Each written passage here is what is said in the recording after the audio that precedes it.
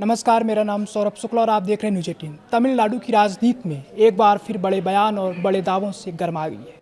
DM के प्रमुख और पूर्व मुख्यमंत्री एम.के. स्टालिन ने एक ऐसा बयान दिया है जिसने सियासी हलकों में हलचल मचा दी है।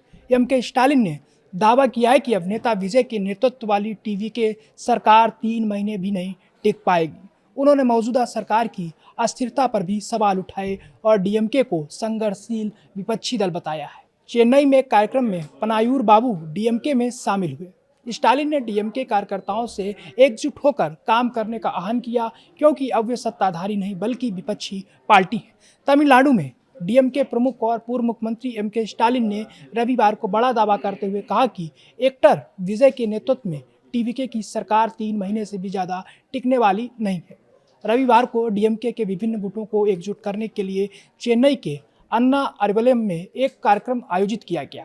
इस अवसर पर तमिलनाडु लिबरेशन टाइगर्स के पूर्व विधायक पनायूर बाबू एम.के. स्टालिन की उपस्थिति में पार्टी में शामिल हुए। साथ ही पनायूर बाबू ने स्टालिन को चांदी का राजदंड भेंट किया। कार्यक्रम में बोलते हुए स्टालिन ने कहा, मुझे आपको ये बताने की ज़रूरत नहीं है कि मौजूदा सरकार किस तरह की है।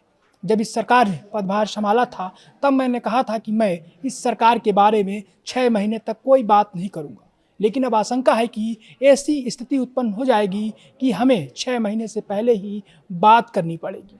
लेकिन ये सरकार इस सवाल के घेरे में चल रही है कि क्या ये 3 महीने भी टिक पाएगी। उन्होंने आगे कहा, अगर वे हमेशा एक आंदोलन से दूसरे आंदोलन में जाते रहते हैं तो वे हमेशा किसी न किसी लाभ को ध्यान में रखकर ही जाते हैं। लेकिन अब डीएमके सत्ताधारी पार्टी नहीं है। अगर आप डीएमके की तरफ आए हैं, जो अब विपक्षी पार्टी है, तो आप किसी पद के लिए नहीं आए, आप काम करने आए हैं, इस आंदोलन का समर्थन करने आए हैं और तमिल समुदाय के लिए संघर्ष करने आए। स्टालिन ने कहा कि इसके अलावा हमारे लिए सफलता और असफलता बारी बारी से आती है। हम सफलता को अनदेखा नहीं कर रहे हैं, हम ये साबित कर रहे हैं कि डीएमके सदस्य वे व्यक्ति है जो असफलता से निराश हुए बिना निरंतर काम कर सकता है। उन्होंने कहा कि आपको यह नहीं भूलना चाहिए कि सरकार अब हमारी दया पर निर्भर है। हम चुनाव जीतने और डीएमके के नेतृत्व में सरकार बनाने के इरादे से गए थे।